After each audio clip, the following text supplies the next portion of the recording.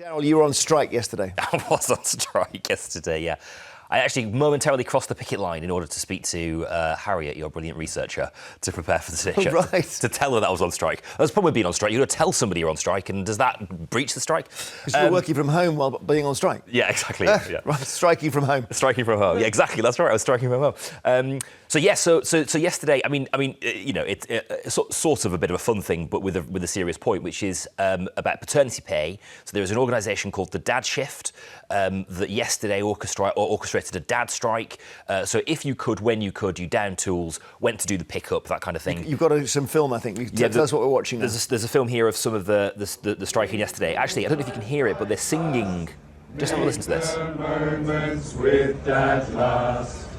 Twinkle, twinkle, baby's here. Daddy wants to stay so near. 2 weeks off, then he's away. Why can't dads have a proper stay? Twinkle, twinkle, can't you see? Leave should work for family. Well. So they changed the words to Twinkle, Twinkle. No, I thought those weren't the original words. Yeah. Annabelle, I'm wondering if you're going to start an argument on this, actually. Do you think he should get more paternity leave?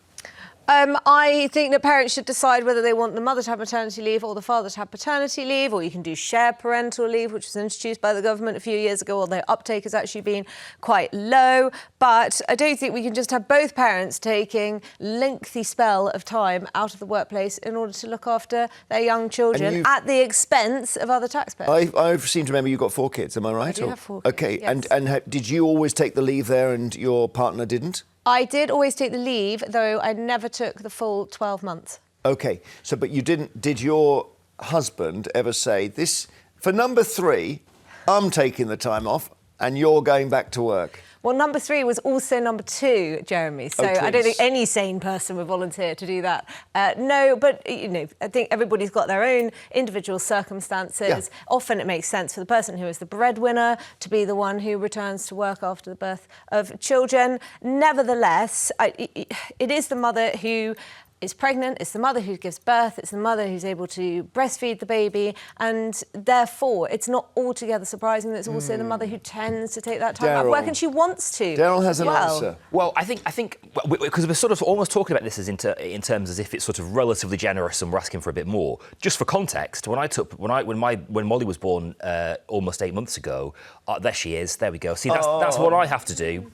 I've got to work with her on my lap so that I can do childcare and keep my career alive. I got nothing. I got literally. Because you're freelance, right? I'm freelance. I'm self-employed. Yeah. I got literally nothing. I was eligible for nothing, and so I mean, I'd quite like something. I don't think it's a sort of major ask that I'm present in the first few weeks, maybe months. Across Europe, it's very generous. The average is about 8 weeks or so. In some, it's much more generous. There's complexity to it. Of course, it's not that straightforward.